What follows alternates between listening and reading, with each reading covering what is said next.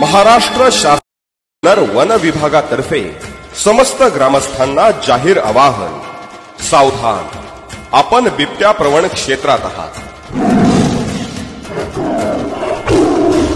ग्रामस्थांनी घ्यावयाची दक्षता।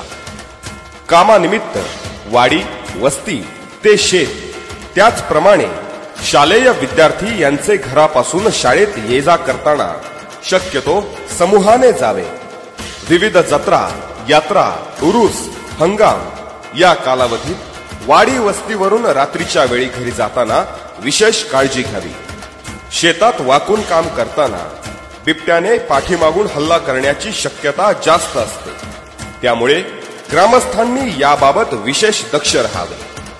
बिबट्याने मनुष्य प्राण्यावर किंवा आपले पशुधनांवर हल्ला केल्यास त्याबाबतची माहिती तत्काळ वनपरिक्षेत्र कार्यालयास द्यावी।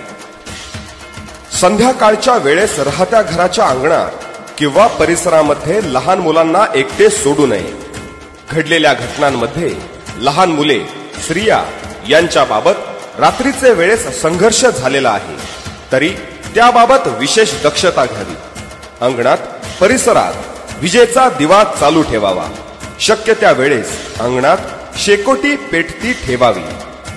कामावर किंवा घराबाहेर जाताना लहान मुलांचे सुरक्षिततेसाठी आवश्यक त्या उपाययोजना कराव्यात। आपली पशुधनाची रात्रीच्या वेळी गोठ्यात बांधणी करताना गोठा सर्व बाजूंनी बंदिस्त राहील याची दक्षता घ्यावी। गुराख्यांनी आपली गुरे चरायला घेऊन जाताना जमावाने जावे। गावापासून दूर तसेच वनांचे खूप जवळ गुरे चरायला घेऊन जाऊ नये।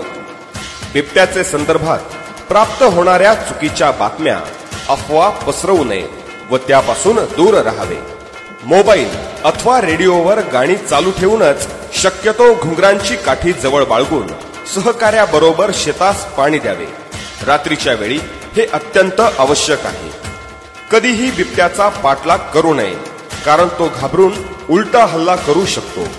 बिबट्या समोरून आल्यास जोरात आरडाओरडा करावा। खाली वाकू नये किंवा ओनवे झोपू नये। रात्री उघड्यावर झोपू नये।